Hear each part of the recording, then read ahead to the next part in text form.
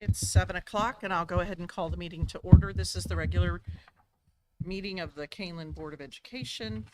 We would like to inform all board meeting attendees that this meeting is being live streamed and archived for access at any time by our community members on the internet within 24 to 48 hours of the meeting's conclusion. And please rise and join me for the pledge. I pledge allegiance to the flag of the United States of America and to the republic for which it stands, one nation, indivisible, with liberty and justice for all. And a roll call, please. Mrs. Witt, Here. Mr. Gonzalez, Here. Dr. Lawler, Here. Mr. Mankivsky, Here. Mrs. Simmons, Here. Mrs. Junk, and Mr. Carey are absent. Mr. Carey should be here soon, but Ms. Junk is absent tonight. So, with 5 members present, we do have a quorum. Would any board members like to move anything from the consent agenda to new business? Okay, if not, we'll move on, and I'll entertain a motion to approve the agenda as presented. So moved. Second. And a roll call, please. Mr. Gonzalez, Aye. Dr. Lawler, Aye. Mr. Mankivsky, Aye. Mrs. Simmons, Aye. Mrs. Witt. Aye. Motion carries 5-0.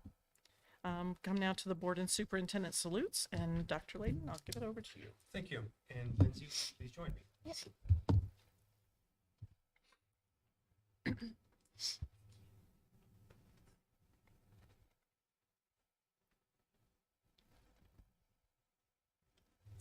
On November 15th of each year, the state and the ISBE recognize School Board Member Appreciation Day.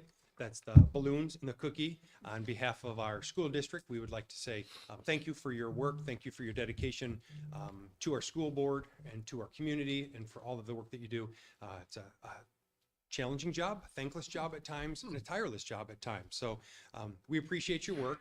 There are over 6,000 school board members across the state of Illinois. There's about 865 school districts and 7 members to each board. So those 6,000 board members, actually this week is a great week for school board member appreciation, because this week on Friday through Sunday is the joint annual conference. So during the week of appreciating our board members, they get that chance to have professional development, because one of the special notes of our school board is the fact that it's a job that is it's a volunteer job. So those that are out there thinking about becoming a school board member someday know that it's a volunteer job. Maybe the best thing you get is the cookie and the balloon once a year, but so we'll keep that tradition, and we'll keep that going. But one of the things that's been really interesting with this board has been the hard work on topics for future agenda, because one of the things as school board members that we have that's, I think, special and different than most school boards is that topic, because that topic then allows for interested board members that have a topic of interest can share that. And then if the rest of the board wants to have more information, the board can. There are boards sometimes that just want to get their work done and leave.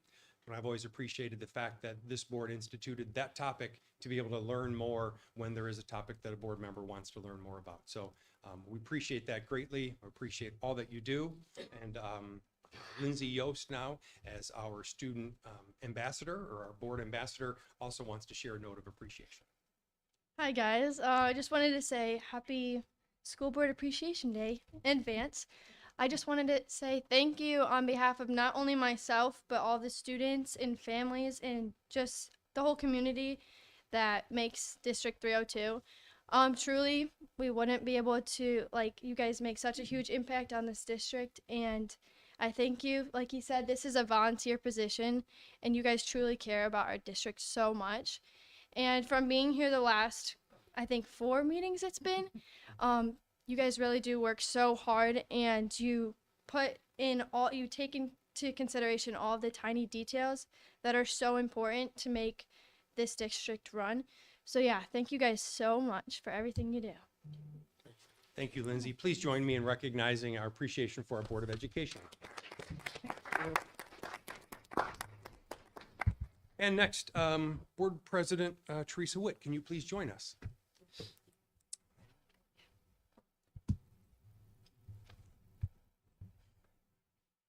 We're going to picture first. Smile and say thank you. Thank you. As part of Board Member Appreciation Week, one of the things that this IASB does is recognize board member achievement. And one of the things we'd like to recognize is President Witt, that she has, as part of the Board Leader Recognition Program, as board members participate in different activities throughout the year and throughout their career, they receive points for attending online classes, attending the division meetings that we have in the fall and the spring every year, statewide or other member organizations, representing the district as a delegate at the delegate assembly, the III conference, in-district workshops, and also any new board member training or required board member trainings that take place.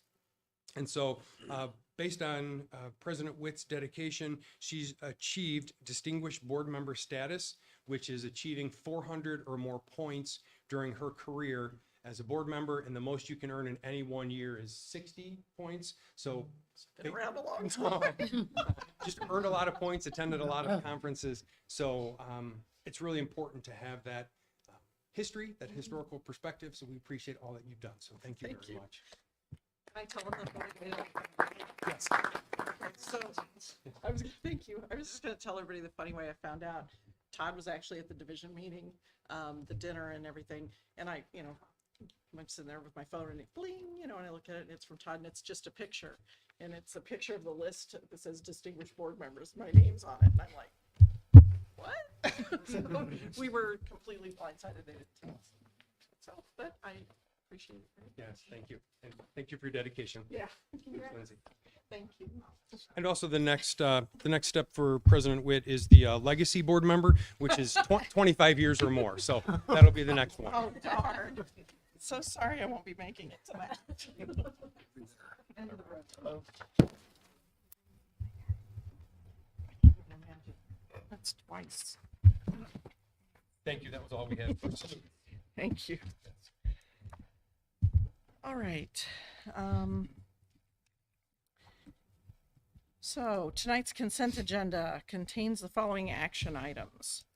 The approval of the treasurer's report from October 2022, the approval of the minutes of the October 24th, 2022 regular meeting, the approval of personnel, the approval of the destruction of audio recordings from closed session meetings from May 2021, the approval to seek bids for our custodial services, and the following informational items, the student suspension data report and field trip notifications.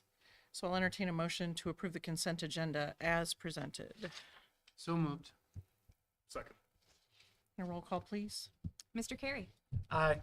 Dr. Lawler, Aye. Mr. Mankivsky, Aye. Mrs. Simmons, Aye. Mrs. Witt, Aye. Mr. Gonzalez. Aye. Motion carries 6-0. Okay. This is the first opportunity for public comment. We do have a sign-in sheet, but I don't think anybody's on it, but there are people here. Does anyone wish to make a public comment at this first opportunity? There's another one at the end of the meeting.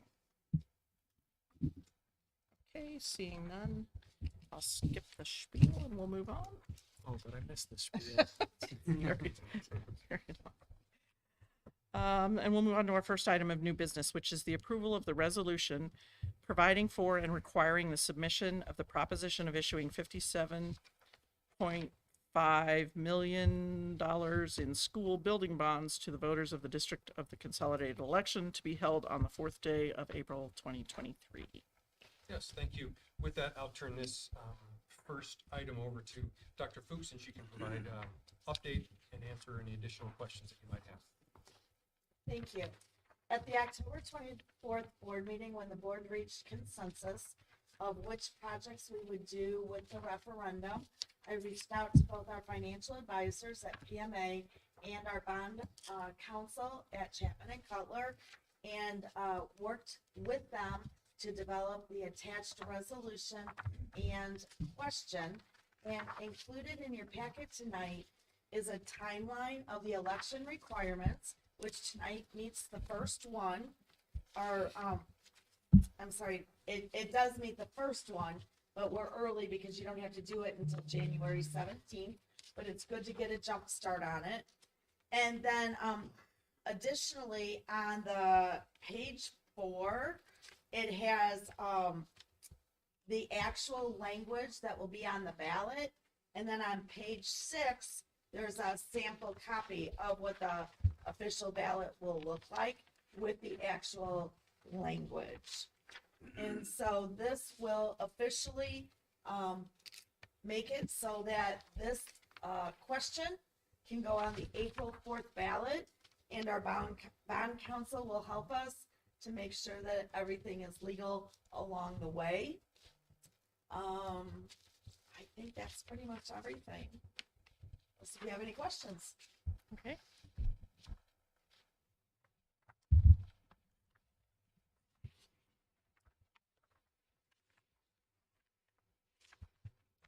Maybe before questions, maybe just for the good of the order and for the sake of the community, we could read what the question will say.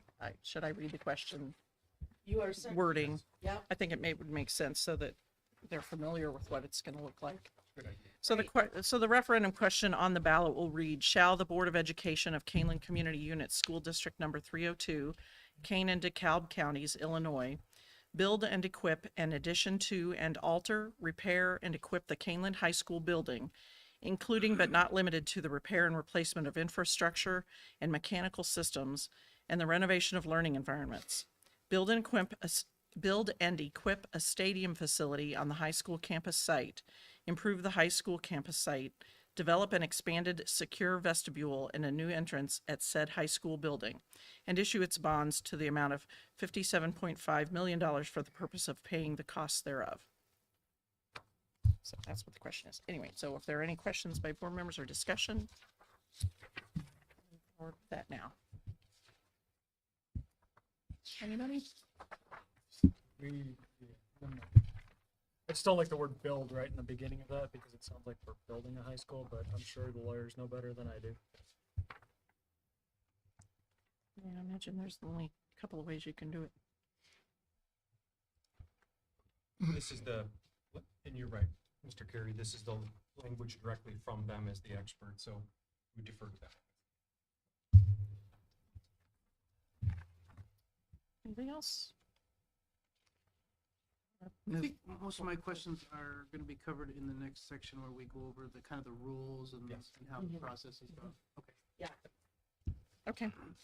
So as far as the question is concerned, then if there's no further comment or questions, try not to move too fast.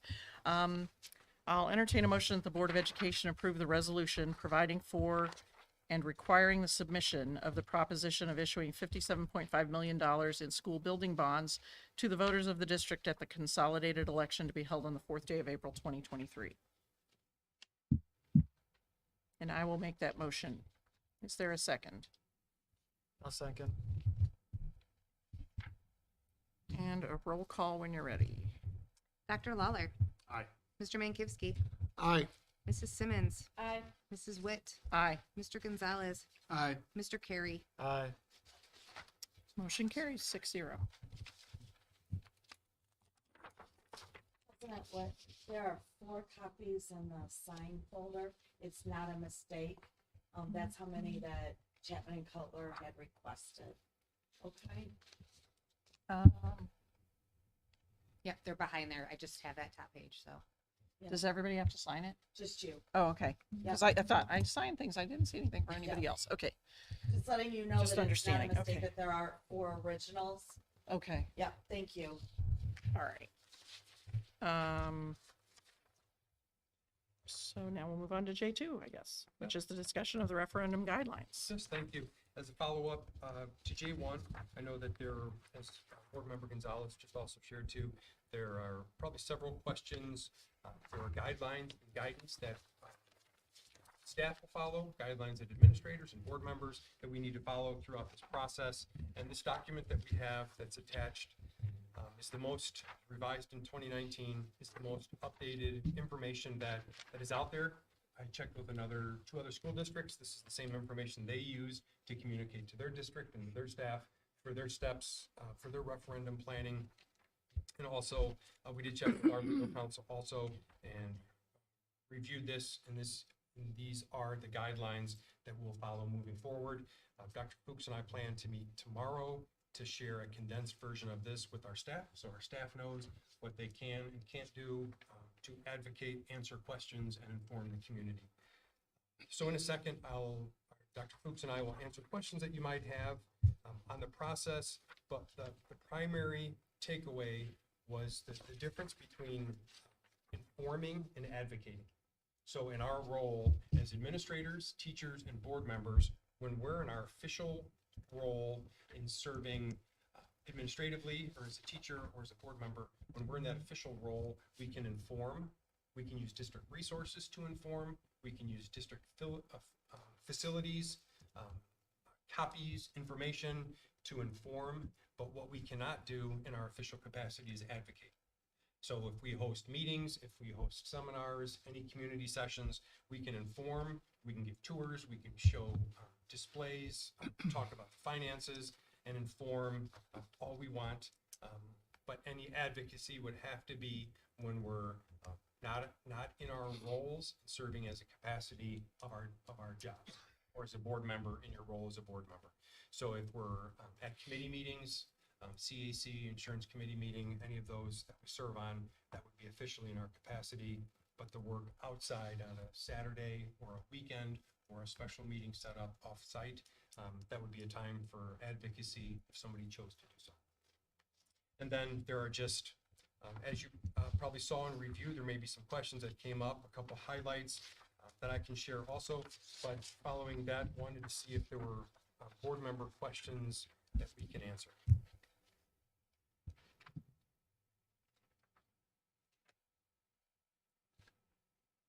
So I could go to the Elburn Lions Club and say, vote for this, but not as an official board member. I just have to be Ryan Carey, the Elburn citizen. Yes. And that's a distinction that all of us should make clear, is when we're at an event, I'm here as a supporter of the referendum, not as officially as a board member or a teacher or administrator in that capacity. And then if there are questions, if that line is blurred, please let me know, and we're happy to look into it, or happy to provide that background, because we do want to be able to support the community and be able to answer questions and make sure that we're advocating when we can and informing as we're supposed to also. The one other piece, there is a section in here, number 13, that as far as the referendum committee and referendum work that they can do. At this point, typically in our school district, our committees, FAC, FPC, CAC, Foundation, those groups typically is where our referendum committees sometimes have generated from. It could be any of those committee members, it could be PTOs, PTNs, or just any family member or community member that is interested in serving on a referendum committee. So if anybody has questions on that, or if anybody wants to contact me, please forward them to me. I can answer questions. I can provide this forum. We can share the rules, the resources, all of those things. We're happy to work with our referendum committee again to provide information and any background that they need, any information, resources. We just can't, again, advocate for that.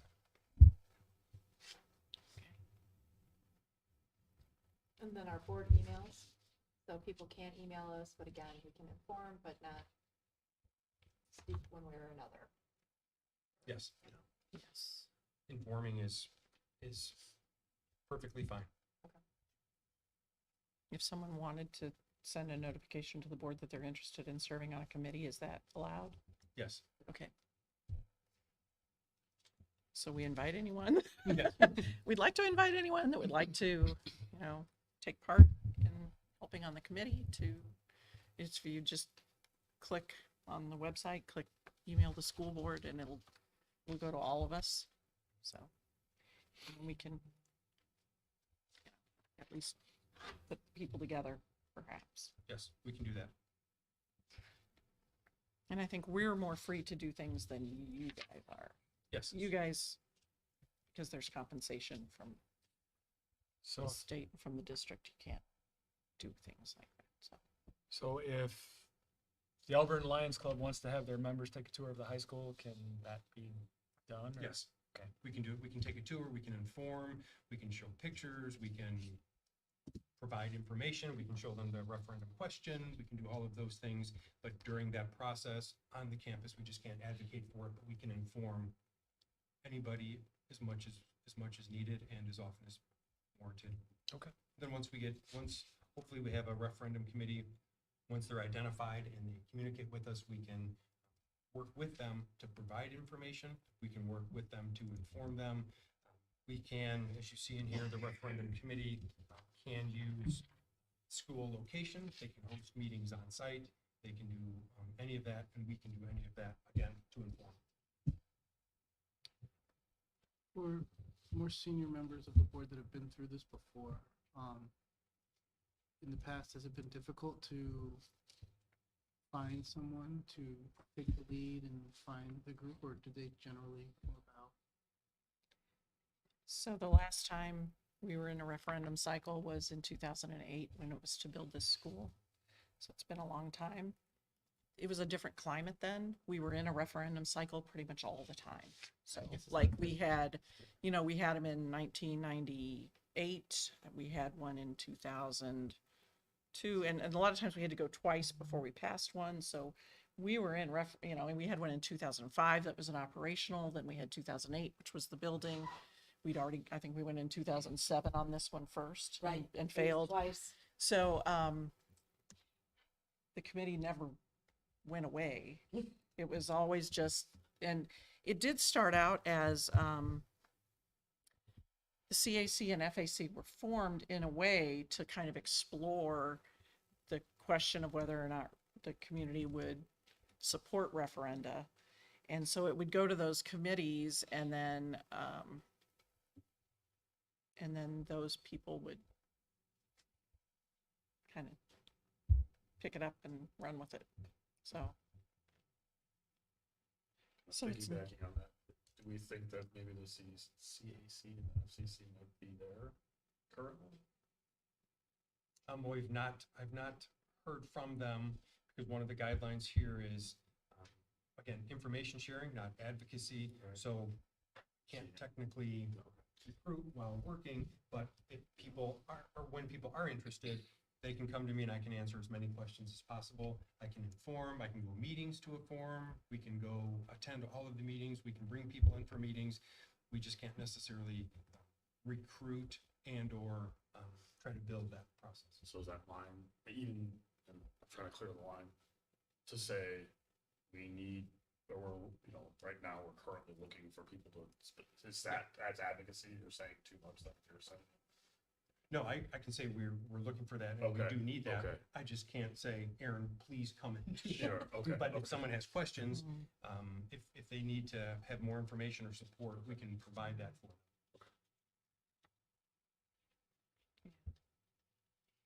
I feel like it's kind of a blurry line. I'm concerned because, let's say I get someone in my place of business that's in, and I feel like it might be a good opportunity for this opportunity. Yeah. To what extent, or even, my daughter's team, whatever. It seems like a gray area, so I can mention that we're looking. I mean, if I No. mention that we're looking, then that's advocating, right? Or But no? I think the difference is. can't board members advocate? Yeah, the difference is for me, during my work hours, I cannot. Oh, Board members can. outside of our official capacity. Yeah, other than at the board table, Right. committee meetings, those things. So at your place of work, at T-ball games, all of that, boards can advocate for it and do that with complete freedom. Gotcha. Okay. It's just during their capacity as a board member, which they cannot. With the exception of chairing the committee. Yes. It's encouraged, or it's recommended in here under number 12, that a board member not chair the committee, because that line could be blurred far too often. Sure. Okay. Now, I don't know, have we made public the information meeting on the 29th? Not In yet, general? not yet. So I can say, but as part of district information meetings that may be forthcoming. Correct. There will be a pure information session from the district, but that would be a place where people might be able to meet others that might have interest in forming a. Yes. On the district a information more night. formal Yep. group. On that night is, I'll talk about a little bit in Okay. the updates, but no, that's okay. On Tuesday, November 29th, we'll have other workshops and sessions be hosted. And also on that night, if people do have questions, there will be a informational session that we can answer questions, and people that are interested can learn more about the process. So that's on the 29th? Yes. We sent one information piece out, and we're gonna follow up with another one later in the week or the beginning of next week. Challenging around the holidays to see who's gonna look at their social media, their emails, and who won't, so maybe we'll just do it on both, before and after. I do have a question too, and Dr. Fuchs, you may know this, or you both probably will, but in the past, the business official of the district could act as the treasurer for the committee. Is that definitely a no now? You know what? I need to find that out. I do know that we have about $6,000. We moved it to the Kaneland Foundation, and should there be a committee established, that committee would need to sign up or register, and then that money could be transferred to the committee. Register as, because A a 501, I think a PAC. yes, A political Yes. action committee. there may Yeah. still be Yeah. a political action Yeah. committee on the books. And I think, I'm not positive, I'll double check with Maureen, but because I'm a resident, I think that's what, I mean, Because I'm not Tom- volunteering no, you, you but may not want to, but Tom was a resident as Mhm. well, and I believe that's the capacity in which he was allowed to serve as the treasurer. because one of the for that. first things you need to do is establish Right, and get the your, treasurer, and then you have to get a bank account and put the money in it. Exactly. And I know he did that because he's the one that helped me close it and get it moved. Mhm. So he was the signer on that one.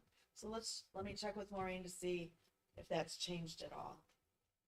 Thank you. One other informational piece, if you recall, back when E.O. Sullivan did their initial presentation, they also shared too that they do help districts run run that process, how to fundraise for it, communicate for it, advocate for it. The committee, at some point, if they do want to make the connection with E.O. Sullivan, we can do that in our capacity. We can make that connection, we can make that introduction, host the meetings on site, again, just to inform, but not to advocate. So that's as I shared at the beginning, that's the big difference, is the informing versus advocating piece. I'd imagine that would come at a cost though, right? When they're not gonna do it for free. So we Correct. have to. Yes. If it was if it was a commission or a percentage of funds procured, though, that might not be a bad idea to get them involved, I mean, if it's a flat fee, it's probably gonna be pretty. Well, I don't wanna dig too heavy into the weeds, but Yeah. if we're gonna pay them, I'd like to know what their success rates are, get an idea, get some of the data behind it and see if our dollars are being well spent. Yes. I also, with E.O. Sullivan and they're very good. They're from an area and they're used to working in school districts that are one community, one school district, so like it's, Geneva has the Geneva School District, Batavia has the Batavia School District. To go so broad over so many communities, I'm not sure where maybe they have some experience, but I'm not sure that they have a lot. Sure. So that'd be interesting to find out. So, I'm sure there'll be more questions as this process unfolds and we move into the future. So if you have questions, or if you hear of people who might be interested, we're happy to answer questions, happy to make those connections and work with our community as we can. So thank you. thank you.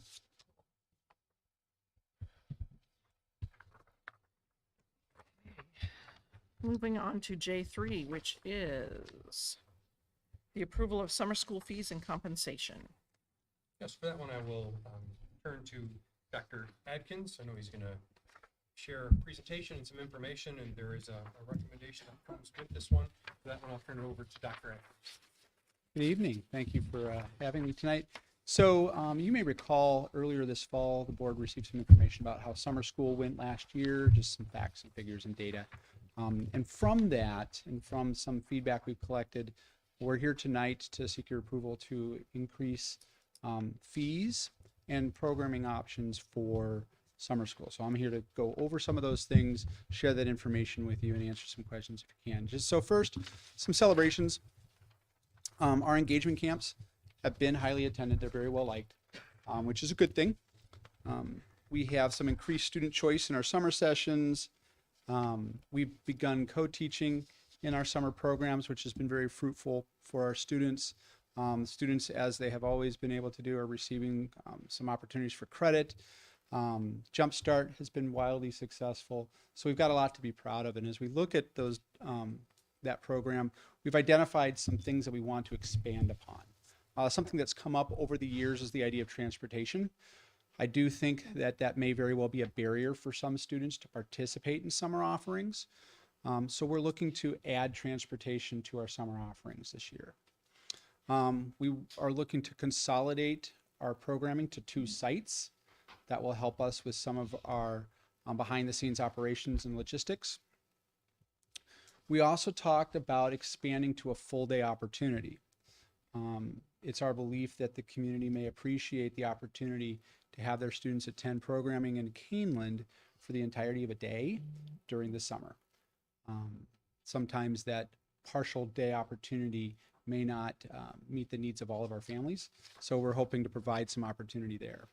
In conjunction, in order to do that, what we talked about was maintaining the similar programming for summer school that we've had in the morning, but then offering additional opportunities in the afternoon via a summer camp type of opportunity for our K-8 students. High school is going to look the same that it always has, but then we're going to expand the opportunities for our K-8 students. The other piece that's kind of interesting that we're excited about with this is that with the summer camp piece and with some of the engagement camps, what we'd like to do is start looking at a model where we invite clinical students in education programs at our local universities to participate in the summer program. So you'd see one of our certified teachers in the classroom with then hopefully 2 clinical students. So students who are in ed prep programs. As we've talked about here before, we have a bit of a crisis in education nationally, in the state and locally. And it's our hope that by having pre-student teachers come in to work with students to have that real world experience, and by virtue of having that resume building opportunity, they will want to maybe find a home in Kaneland when they graduate. We are finding ourselves needing to be very innovative in the coming years to find candidates, to find quality candidates, and we're hopeful that this can be a real world opportunity. It's a little bit more than just working at a park district summer camp or at a pool or something where you're working with kids, but maybe it's not quite educational or instructional. This could provide that outlet for our students. So we're hoping to use it as an attraction tool for future candidates. And then also that development of that collegiality with all of our staff, supporting one another in that co-teaching environment. So what it could look like then for K-8 schools. K-5 would be located at Shields, I believe. That's what we're thinking of. And 612 at KMAC. Okay.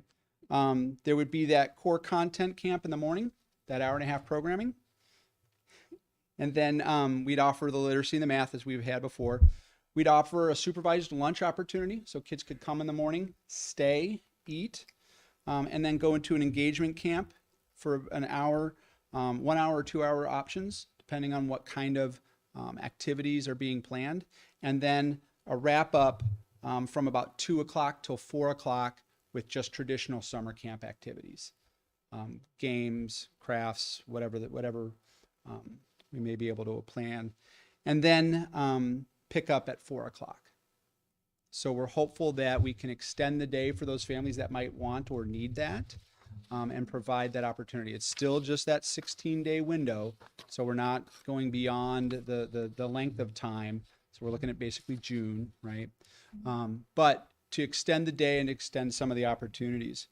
And then the idea of, with transportation, is that we provide pickup at both ends of the district, with then transportation to the two sites that we'd be offering it at, KMAC and Shields. We do have a bit of a schedule mapped out. We call it the triangle of how we're going to be able to get kids from one end of the district to the other. But the idea here being, if you can get your child to either Blackberry, Shields, or Meredith, we'll be able to get them to the appropriate place for their programming. So not door-to-door transportation, not neighborhood pickup transportation, but kind of a centralized northern end, southern end drop-off to then bring the rest of the way. It's a good middle ground for us to be able to offer transportation without doing the extensive routing that we do currently for summer school. High school would look the same as it has in the past. We'd still have our credit recovery. We'd still have those 4 credit courses that kids could take, the government and the personal finance, communication skills, that kind of thing. We'd still use Edmentum for the credit recovery. And then those offerings, just like we have in the past, get reviewed by CAC in January, February for approval for that recommendation for the summer offerings. What we'd like to share with you is kind of the cost breakdown, just so you can see how this works. This top row is what we've currently done.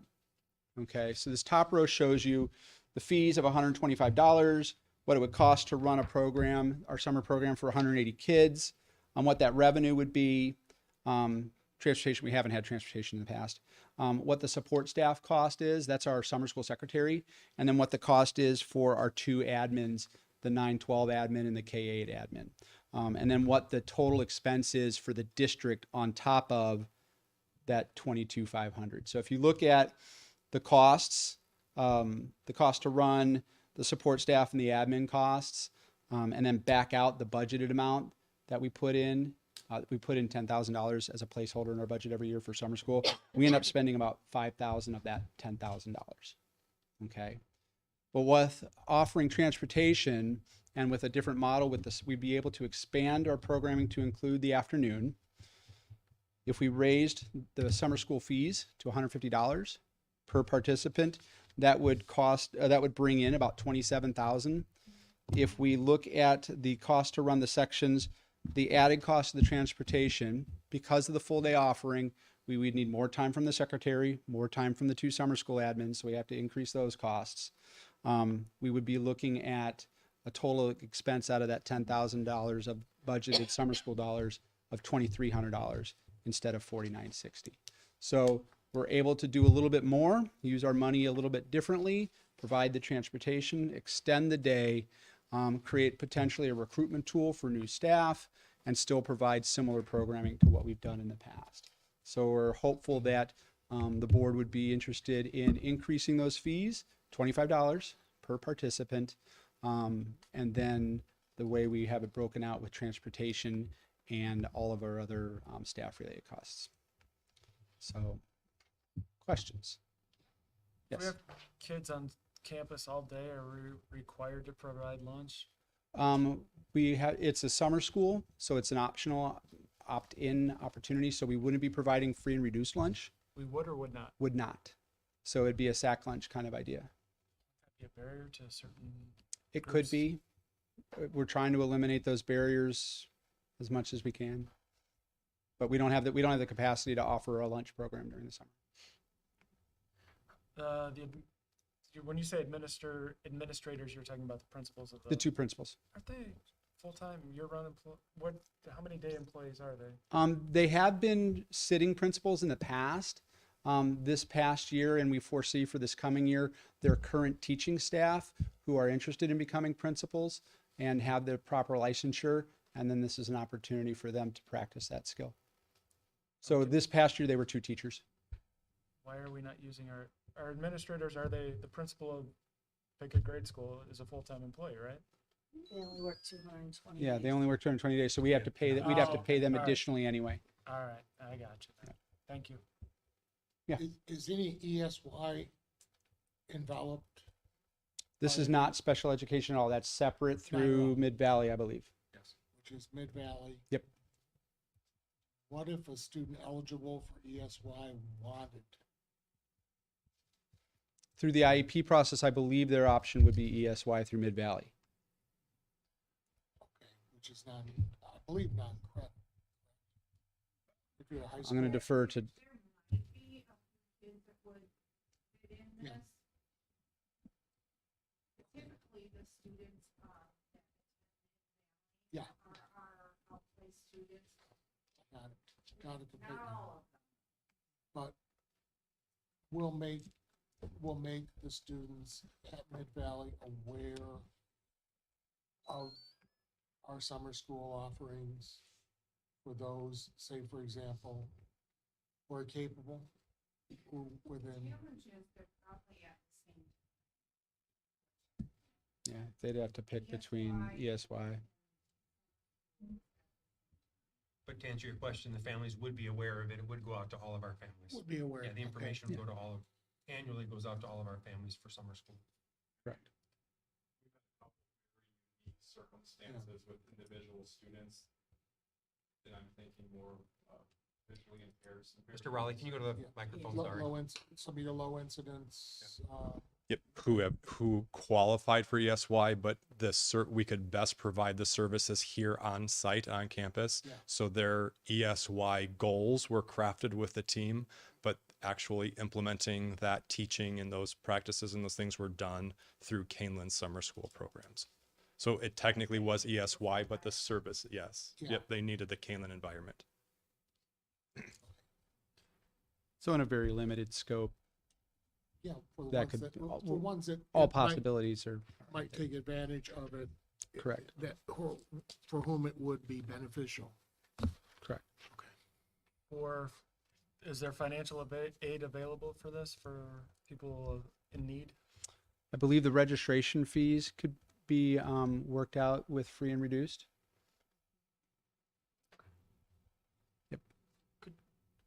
No, sorry. This may be a dumb question, but the intern opportunity, that wouldn't satisfy their student teaching No, requirement it to would not. graduate at all. No, it would not. They still have to do whatever their university requires for student teaching, whether it be the traditional 12-week or the year-long. And we have both types of student teachers come to our district. They still have to do that. But it could potentially provide a conduit for them to slide into a student teaching. Attract and retain, absolutely. Well, and it could satisfy clinical officers, right? The pre. It could, and Before student teaching. before we've gotten too far into networking with Aurora and NIU and ISU, our typical universities that send us students, we're having this conversation first, and if it's Yeah. feasible, then those deeper conversations will take place, because an intent of ours is to create an easy pathway for future teachers to become teachers and to become teachers for Kaneland through these types of experiences. And there's even an organization, Golden Apple. Yep. Those students Mhm, have to mhm. have so many summer hours Yep. to do it. So there are students out there that have to meet certain criteria, maybe not necessarily clinical or for their student teaching, but for scholarships. Sure. Absolutely. Absolutely. Dr. Atkins, could you explain the transportation to me one more time? I'm sorry, I tried to listen to it, but I was like, Right. So instead, what we're not going to do is do routes like we do for the school year. I got that, okay. You bring your child to Shields, you bring your child to Blackberry Creek, we will get them to the school that is offering the services. So K5 would be at Shields. Okay. So you take them to Blackberry, we'll get them to Shields.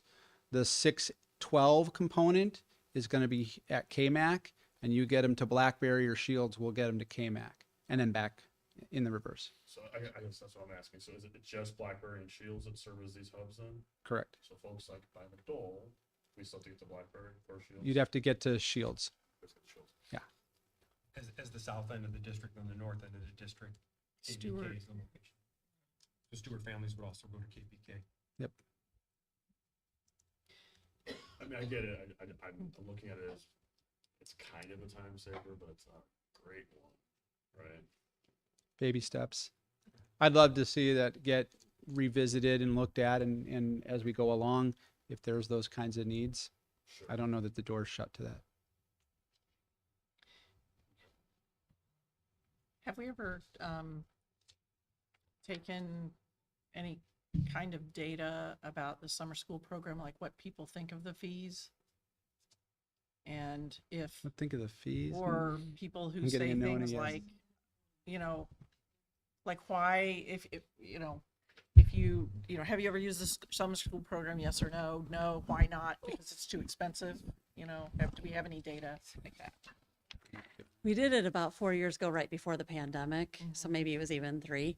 And the end of the Thought it year. sounded familiar. Yep. At the end of the summer school, we sent it with the students just ultimately looking at the content, and then had 2 questions on it. Initially, like we did it first with students, and if you participated, how did you think the fees compared to other opportunities in your community? And then the second one was, what other opportunities do you attend in the community? So then we could take that information and go research specifically. If they said Fox Valley Park District in Aurora, then we have gone there, got their course booklet, looked at all their summer camps, and made ours comparable, if not a little lower. Sugar Grove, if they did, we had quite a few say that they did some opportunities in Kendall County. And so then we researched, how do our fees compare to Kendall County? They were lower at that time than the current ones. We looked this year when setting the fees, still lower than the park districts in our areas, and Kendall County didn't have their book completed yet. And so we're not sure where their fees will come out at.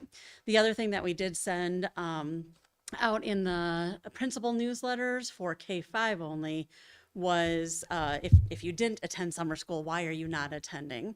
And fees were one of the answers that you could select. It was the lowest one selected. It was more, I'd rather do it in July. I'd rather do it, you know, like these 2 weeks, take 2 weeks off, 2 weeks later, just more scheduling with family vacations. And then the second choice was to give their student an academic break. And that's when we came up with engagement camps of more high interest, cooking, science, those types of things came from that survey. And so we did send it. We haven't done it more recently, probably 3 years ago, 3 or 4. I can't remember the exact year. It was pre-COVID. That's all I remember. Okay, thank you. So I guess I don't necessarily see a financial need to make the adjustment up, because if we budget $10,000, it's only like 10.5. Talking about the fee, Yeah, student fee. yeah. Oh, to leave the You fees could the leave it same. at 125 and stay almost within that $10,000 budget line item. And so I guess I kind of feel like maybe we shouldn't raise them on attendees, or I'm at least bringing it up for discussion. Well, that's kind of why I was asking the question about free and reduced and people of need. $25 to us is, or to us meaning the district, this is a rounding error. I don't really see the need to increase the fees. And if, you know, but a parent with 4 children, you know. It's $100. Yeah. And nowadays that can be a lot. So percentage wise, it's not a hit to the budget really at all. I mean, Dr. Fuchs is like, yeah, but if we did this 25 times, you know. But The other thing that I would say is by providing transportation, we do not get any reimbursement for that, because summer school is outside of the claim. So that's one reason to consider charging a little bit more.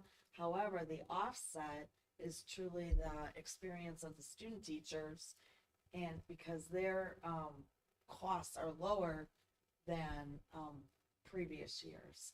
So there's an offset there.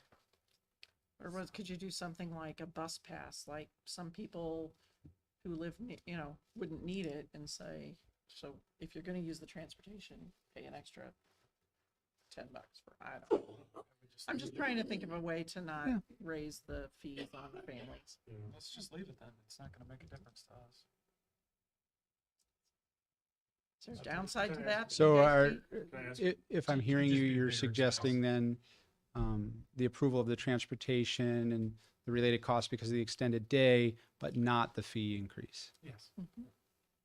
Because we okay $10,000 for this, and it's just a little more. Yeah, I was gonna ask that. That was my question.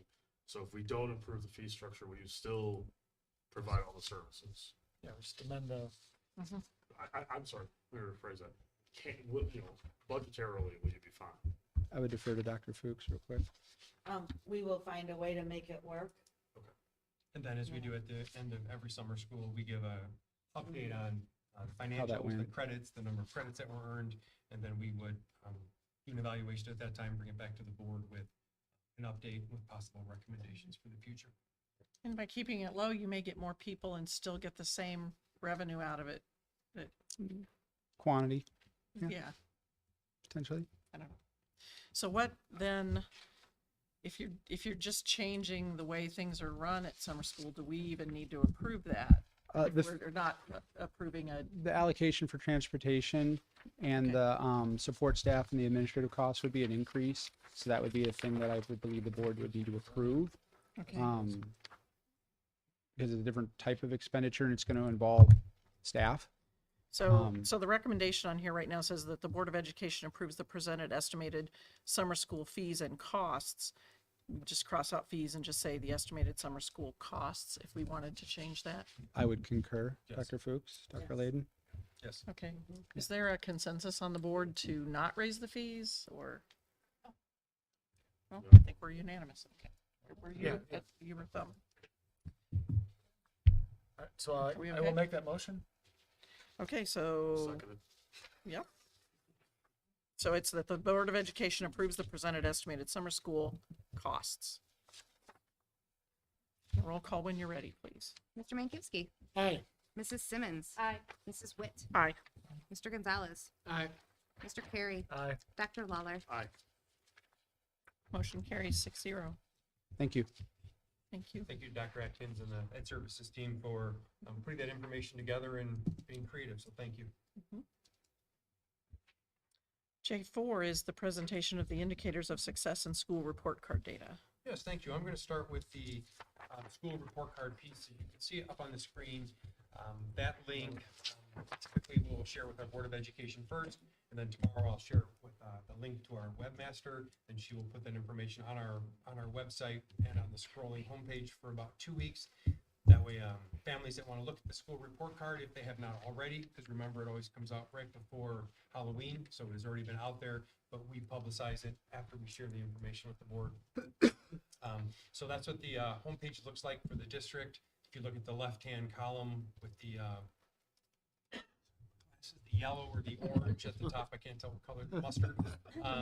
Below it, categories, and each of those categories have 5 or 6 pages with it, or 5 or 6 additional indicators. So as we've shared this information, I typically have shared from a higher level, some variety of findings, and then with that, we transition to the indicators of success, and Dr. Mum and Mr. Raleigh share more of the student achievement, student outcomes, student academic gains, and then the other thing I would like to share too, before they even start with the indicators of success, we have used these for about 5 years now and have good data with them, but the other thing we're going to do, because we've had them for 5 years, as we go through this, we wanted to keep it consistent for this year, which is our first year kind of coming out of COVID for one more consistent data point.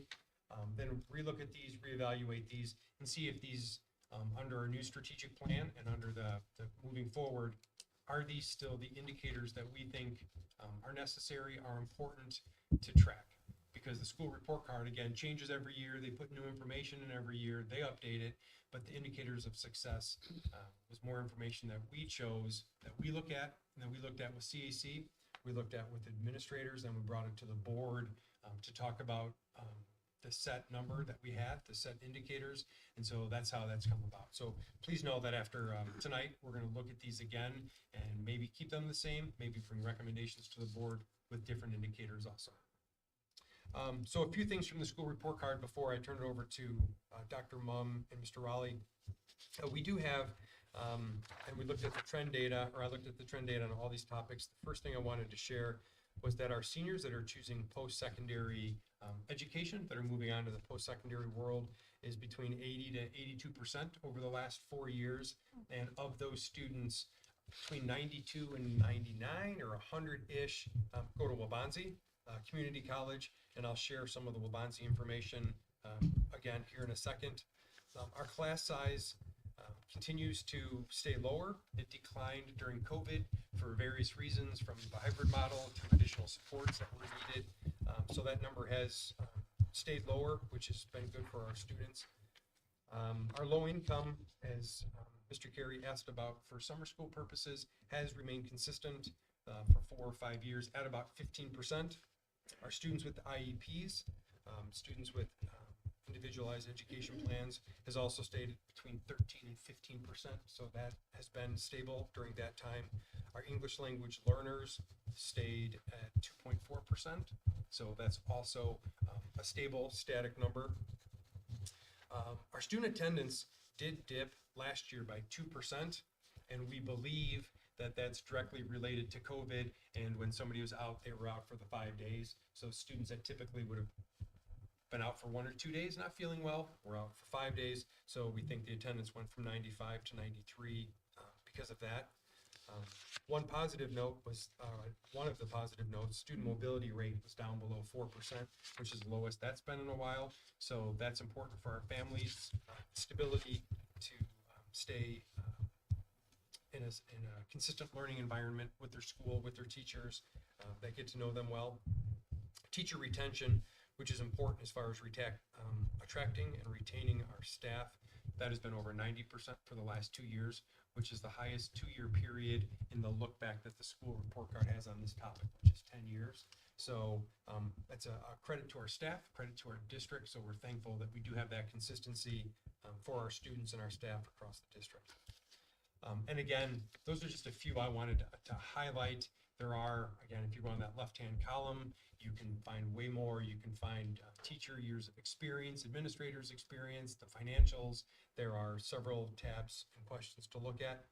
But the last thing I wanted to share before I turn it over is our Waubonsie students students that attend Waubonsie over the last 4 years, we're proud that each of those 4 years, they have outpaced the comparable districts. So our other districts that send students to Waubonsie, our grade point average has been from a 10th higher to almost 2/10 higher per students while attending Waubonsie. So it's averaged from 2.85% to 3.06%. So our students that do go on to Waubonsie average right around a 3% GPA there. And as I shared, we do have anywhere from 95 to 101 students averaging per year attending Waubonsie. So our students that do go on to secondary education or post-secondary at Waubonsie do well and earn good grades there.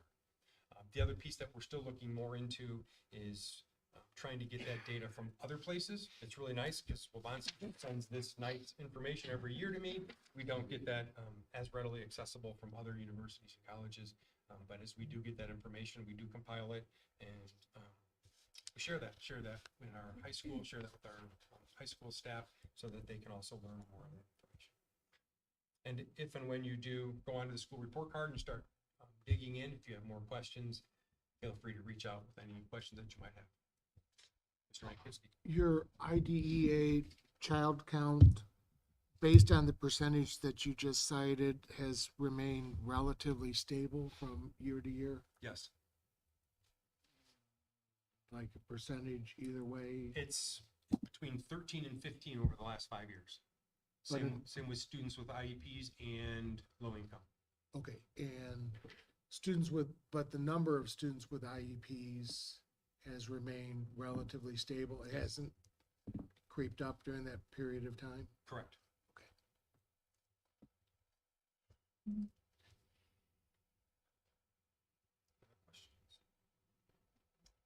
All right, I'll share, turn over to Sarah, will do the first couple slides on indicators of success, and then Patrick has the slides that follow. So this year for the elementary ones, for those that were here in the past years, you saw the graphs and I don't know what is wrong with this tonight. There were tons of different lines and graphs because we were following cohorts. So this year we decided with the inconsistencies of testing in the elementary the last couple of years to kind of clean up the graphs, but you do have a drop-down box so that you can go back and look at comparable years. Some of the information I have is looking back at the comparable year and where the bar chart that's seen on the slide is at in comparison to those years. So the top row you'll see are our local assessments. We give a cumulative reported standards-based math assessment. Our Rigby is our reading assessment, which is more fluency and comprehension. And then we do the Lucy Calkins writing assessment for our writing data as comparable to the grade level rubric, with one tweak that we made locally from the printed program one. The top you'll see our success for sure is in math overall in both areas. We're seeing a little bit of a bounce back at the primary levels in comparison to the COVID testing, and we're bouncing closer to where we ended pre-pandemic. And so our data, in fact, in first, second, third, and fourth, we were actually at or higher where we were pre-pandemic in math. And then in reading, we were at second, third, and fifth, right at or slightly above where we were before the pandemic hit. So we're excited to see some of those scores kind of creeping back up. When we look at our local assessments and the drill down into school sites, and this is just reported as district averages and kind of the scores all together, but we drill down in the ed service into the 4 district site or school sites. We find those that went to co-teaching earlier and trying it throughout the year last year did score higher on our reading assessments and then our IAR. So we're very excited to hopefully see that trend continue now that we are all co-teaching instead of pull out RTI. We are push in co-teaching MTSS. So we're very hopeful to see what this next round of data does. If you look at the 2 middle level bar graphs that are the finish of the elementary, that is the IAR. It is the Illinois Assessment for Readiness. It's given around April. You can start in March. You can do it before spring break or after. We have chosen after for quite a few years. This coming year, we are going to administer probably right before break because we have found the attentiveness isn't always quite there coming back right from break. And the state extended our window so it falls closer to the end of our break and a lot more flexible time in March. So that'll be a change going into next year. We were excited, especially about our math data. We found that third, fourth both went up. In fourth grade went up by 12 percentage points. So we were very excited to see the math. That to me is a significant gain. Anywhere in that kind of 1 to 5 is what I referred to in the past as kind of white noise changes when you think comparison to cohorts. Fifth grade stayed right at the same percent cohort to cohort in math. But did maintain our English language arts. We had a significant gain with our fourth grade cohort in comparison, and it again was back to pre-pandemic levels. Slight decrease in third and fifth grade that we're trying to drill a little bit in. We haven't readily got the item analysis reports yet from the state. I know the data is released and they give us the overall percents, but we don't have the drill down reports at this time. So we're excited to see what was the items that really kind of threw off a little bit of our third and fifth. And when we do that item analysis, then we go back and look at our reported standards and our sequence. Is some of our reported standard teaching past the assessment date on the items that we struggled with the most?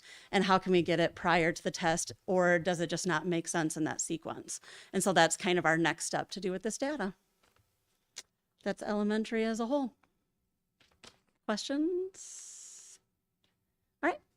Mr. Rowan. Thank you. Try to keep And this it's from good falling. news, though. Picking up where Dr. Mum had left off, looking at the IAR data.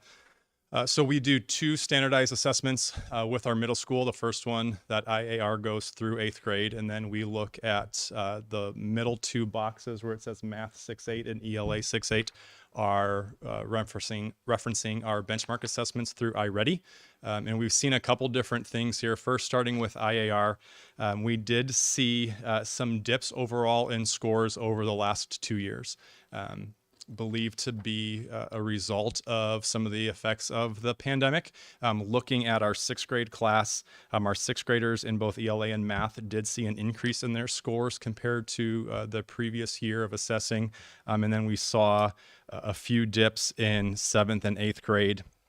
And really looking at that percentage decrease, being anywhere from roughly 3 students with a percentage decrease in 8th grade, upwards in math to ELA.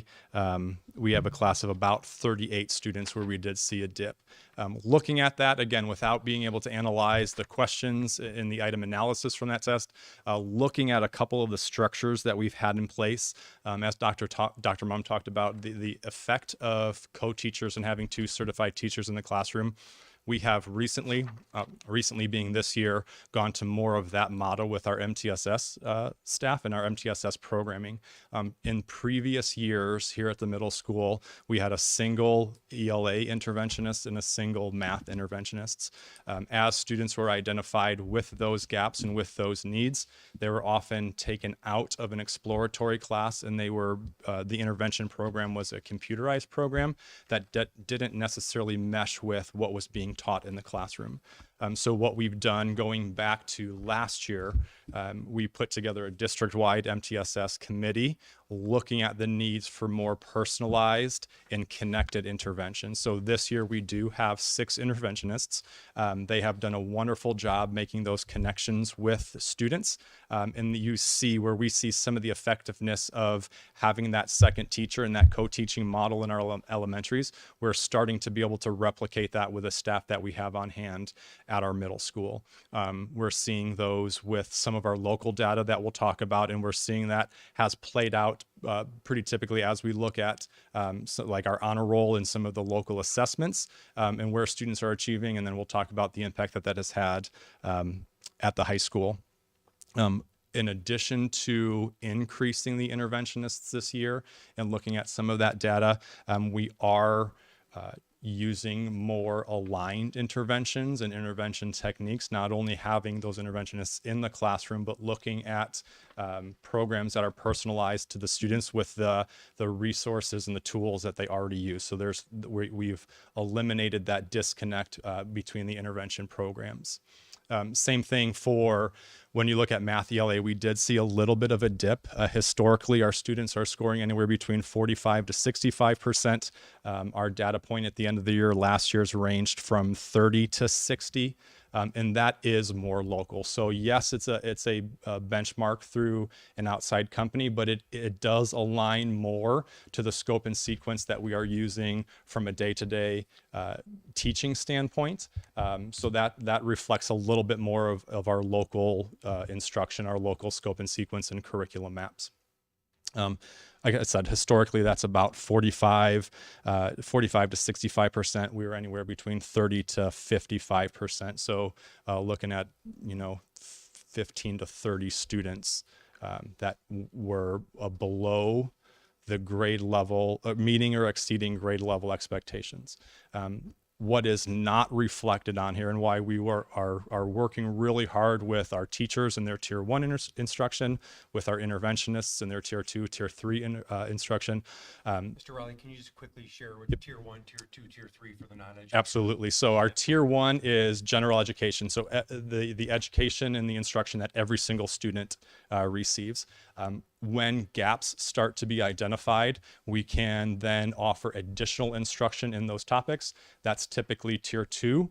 And then if those gaps persist and there is a need for more and even further intensive intervention, we typically have looked at that with our RTI model as a tier 3. So it's layering additional support for students as those gaps persist. So when we've seen those to this data here, these points, if you look at those graphs, are students that meet or exceed the iReady benchmark. While that's not where we want them to be, what is not represented on these graphs, but we can dig a little bit deeper into through our iReady reports. While a student may assess below grade level, iReady will also give a predictor of what that typical growth should look like. So while I may not be at the 6th grade or 7th grade level, we do have roughly 90% of our students that were assessed from the beginning of the year to the end of the year through iReady's matrix that are making the expected growth. So whether that is on grade level or below, iReady will project that out. It's an adaptive, meaning as students answer, they will increase the rigor of the questions or decrease them if they're answering them wrong. And then they give a projected growth.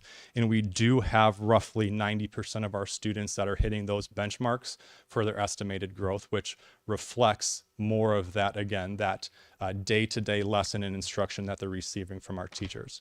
We'll continue to monitor that. We've increased the teams that are looking at student data on a day-to-day basis and intervening with students at an individual level based on the individual gaps that they see for targeted standards throughout the day. The longer box there, that honor roll, we do still have our students through an honor roll and a high honor roll, and those numbers are about what they have been in the past. That honor roll does not take into account the IAR or the iReady. That is based on our local assessments. There was one, Sarah, can you go up a little bit? That is always important to point out. Our 8th graders passing algebra, this is reported out as that by the state, and oftentimes people will see 17.5% of 8th graders passing algebra.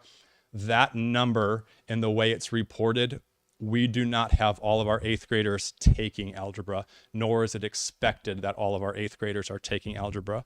The 8th graders that take algebra, 100% of them pass that class. So our students that are taking it are successful. We just don't, as it is not always developmentally appropriate for all of our 8th graders. The number that takes it is they're passing that. They're very successful in that.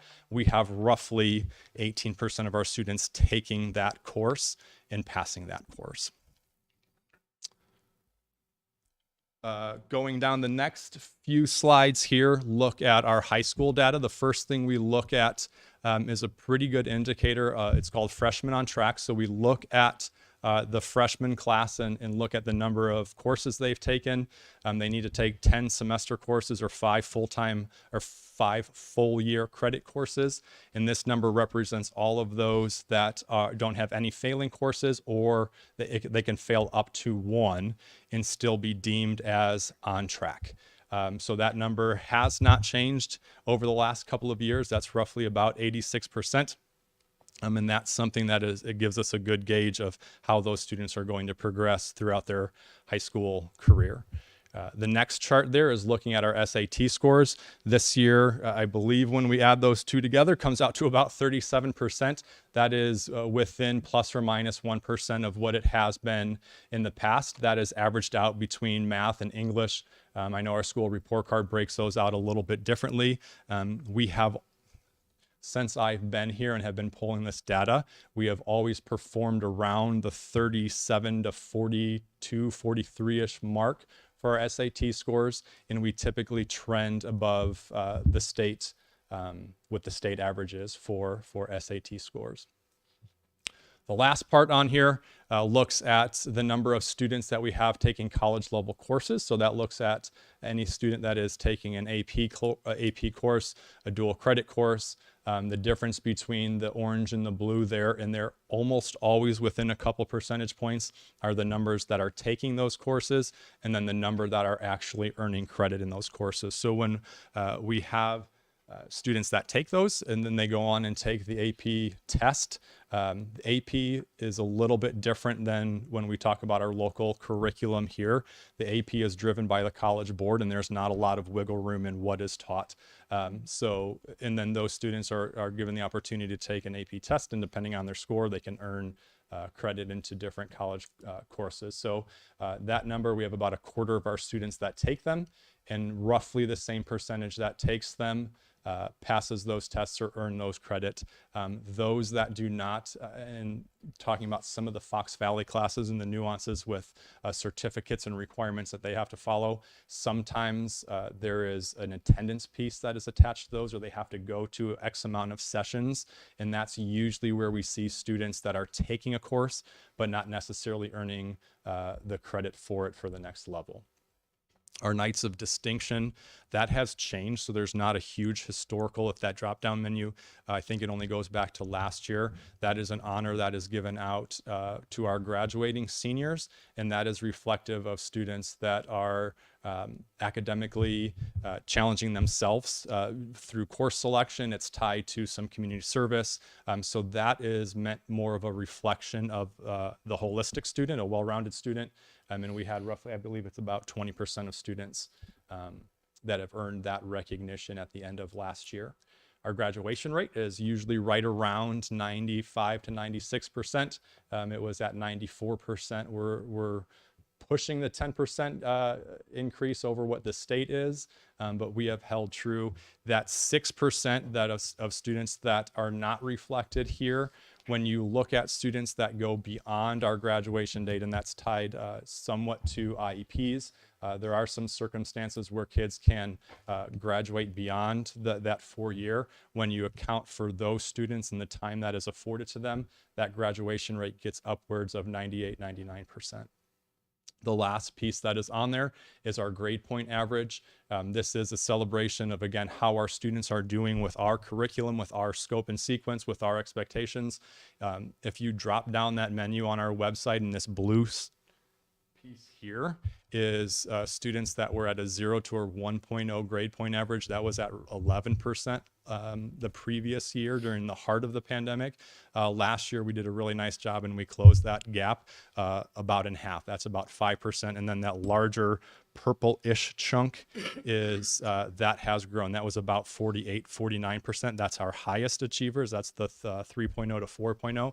And that number, I believe, is really hard to see. I want to say it's closer to 55, 60% this year. So we've decreased the number of students that were struggling, and we've increased those that were performing at that 3.0 to 4.0 level.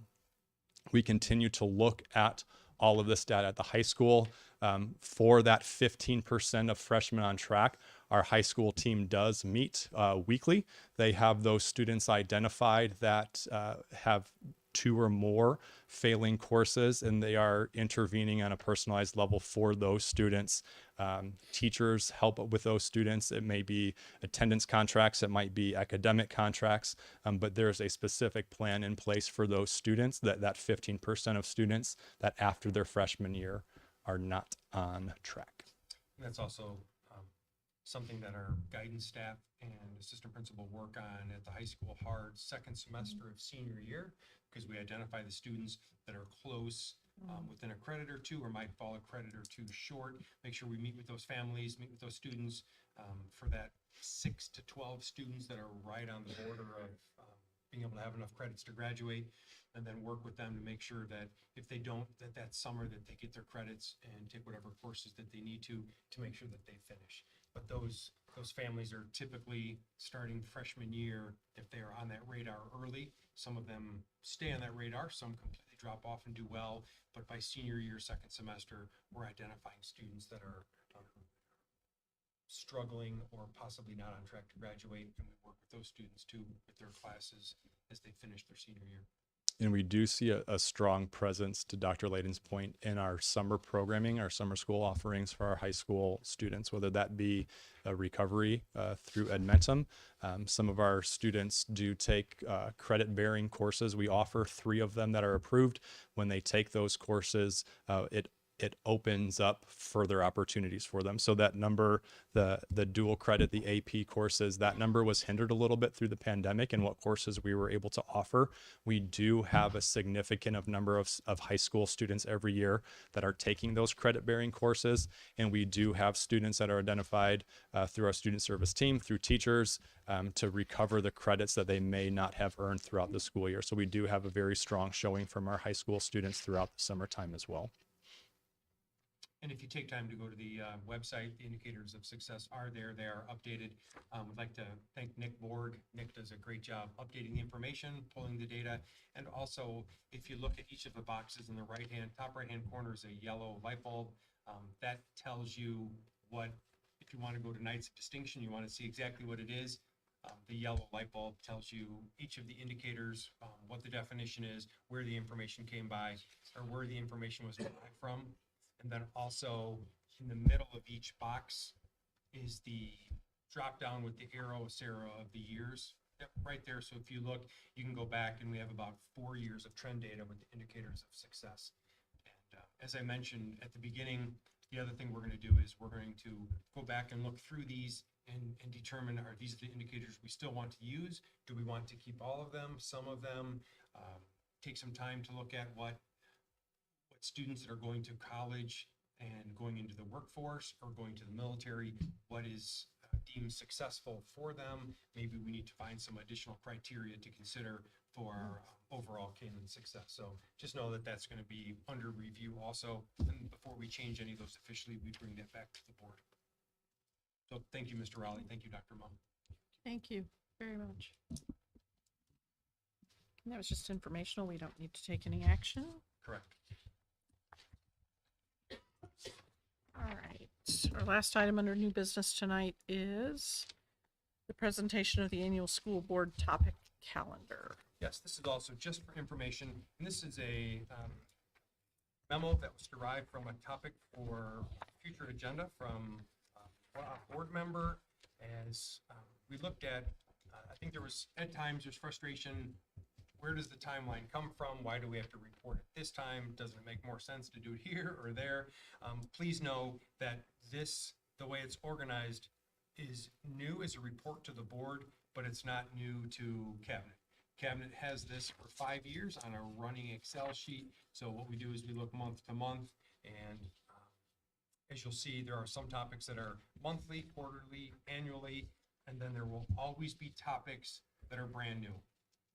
During COVID, clearly with about learning about hybrid, learning about other changes that we needed to make, this information that we have, again, is shared in a Excel spreadsheet. This is what Julie Morford uses to create the board agenda, and then we look at it, and then we also can look at it month to month, and we can look to see what's timely. Do we need to shift something? Does the state have a new mandate or requirement when it's required? And so there is some flexibility on some of these topics to shift them. There are other ones that need to stay exactly where they are based on state requirements.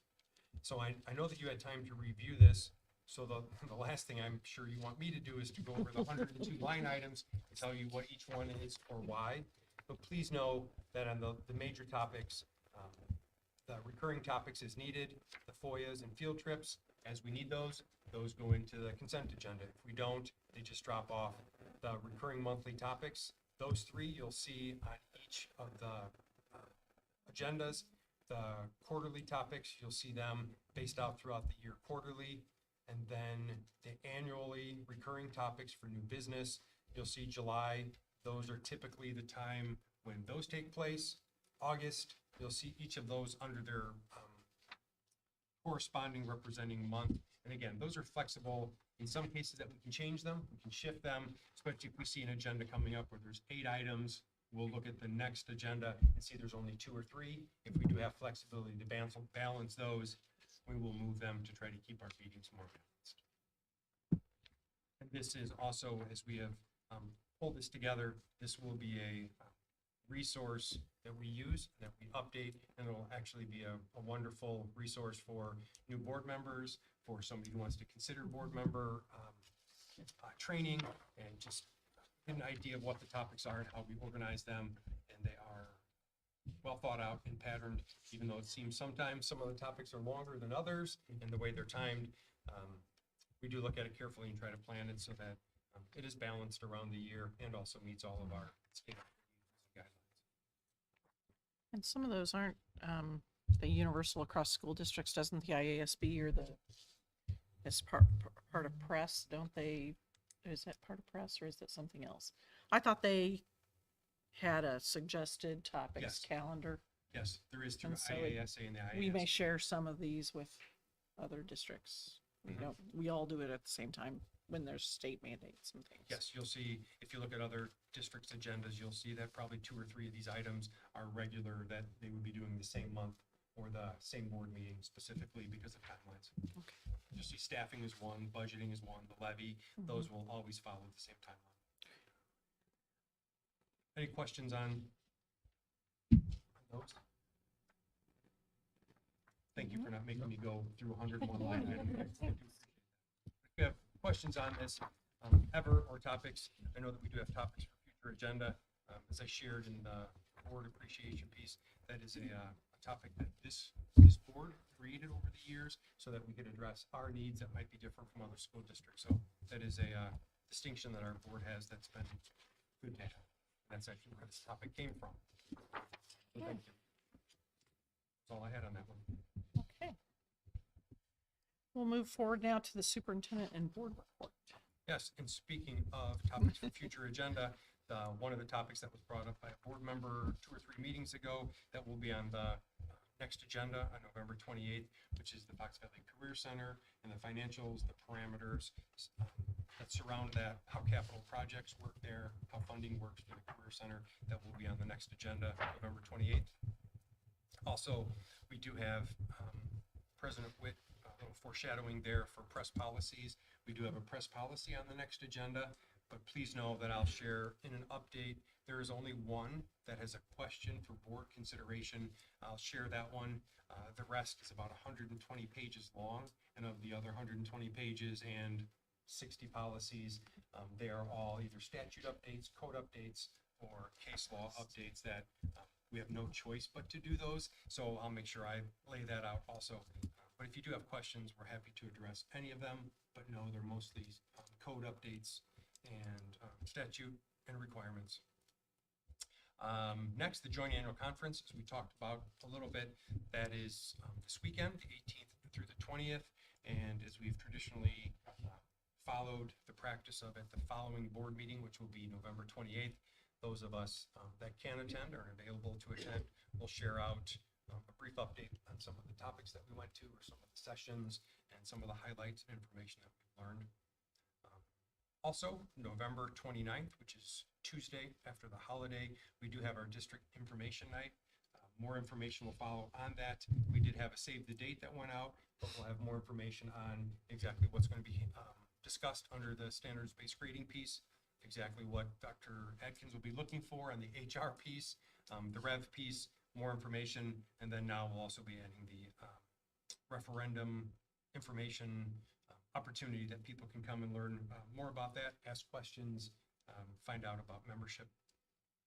Also, next Monday and Tuesday is no school for students, but please know that those are incredibly valuable days for our staff, for our PD. On Monday is our Ignite sessions that I think we have about 50 to 55 of our teachers, administrators lead workshops with their peers and for their peers. That helps keep the cost down of guest speakers. And since we do have a number of experts across the district with our teaching staff, our support staff, and our administrators, they lead a number of those workshops. It's a well done professional day. Staff member can go in just like we would go to a conference. You can sign up for the sessions you want to go to. Once they fill up, then you can find an alternate session to attend. But it's been great for our staff to learn from each other, train from each other. And then the last part of that is the end of next week is the 23rd through the 25th. That is Thanksgiving break for those 3 days, and there's no school on those days. That was all I had, and then in a second, Lindsay can give her update, but Dr. Fuchs, do you have anything, or board members? Yep, I just have one. The weatherman says that we might be getting some snow this week. You can stop. Okay. Okay. We don't want that. So I will be sending out our winter weather information for our families later this week. So I know, Ryan, I'm not ready either at all. Wow. That's it. Okay. Board members, anything? Lindsay? Okay. Like I did the last meeting, I'm just gonna give an update of stuff going on at the school. So first I'll start with sports. So our varsity football and volleyball team, they have wrapped up their seasons. The girls volleyball team lost in a tough match against St. Francis for the sectional championship game. And then the football season officially ended for the boys at the second playoff game against Prairie Ridge. And then also, 2 of our swim team members, which is a new thing that got started back up, Lauren and Faith, they both advanced to sectionals, so that was pretty cool. And then also boys bowling, which is also just got started up. They just hosted Oswego East High School at the Mardi Gras lanes. And then boys and girls basketball is starting up again. So some dates to look out for. The first boys home game is going to be Tuesday, November 29th against West Chicago. And then the first girls home game is Wednesday, December 7th against Sycamore. Then also girls gymnastics has their first meet coming up on November 23rd. And that is also a new thing. And guys gymnastics is also something that the school has. And that is in the beginning of the spring.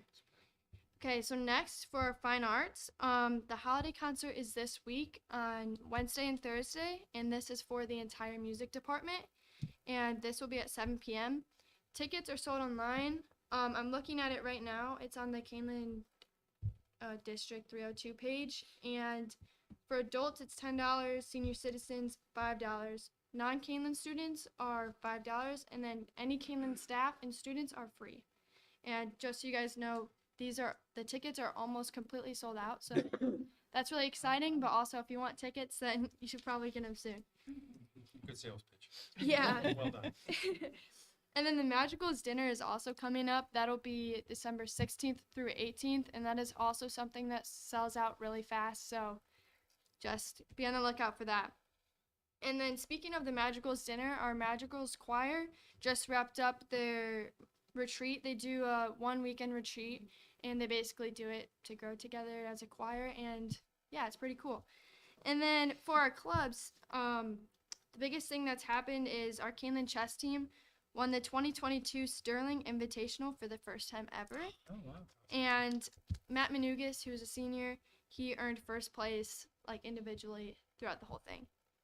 And then an event that I'm in charge of, so I put it on here, but Mr. Kaneland, that's getting started up again. So if you don't know what Mr. Kaneland is, it's basically a guys' talent show to raise money for Kaneland families in need. And we just decided this event is going to be January 27th. So I'm getting the word out there, but if you guys also know any senior guys, by chance, it's a really cool thing to do. So, and then some reminders. Mr. Rowley reminded me of this when he was going over his presentation, but for any parents of students or students that could be listening to this, AP test lineup is due by 11:59 tonight. And if you miss that, then it's $40 late charge, so that's not any fun. And then also the district just wrapped up the teacher parent conferences, which were a big success. So thank you to all the teachers and staff for your hard work during that time. And then next week is Thanksgiving break. So for students, we have the whole week off. I know you touched on that. But yeah, happy holidays to everyone. And that's all I got. Great, thank you very much. Hey, topics for future agendas.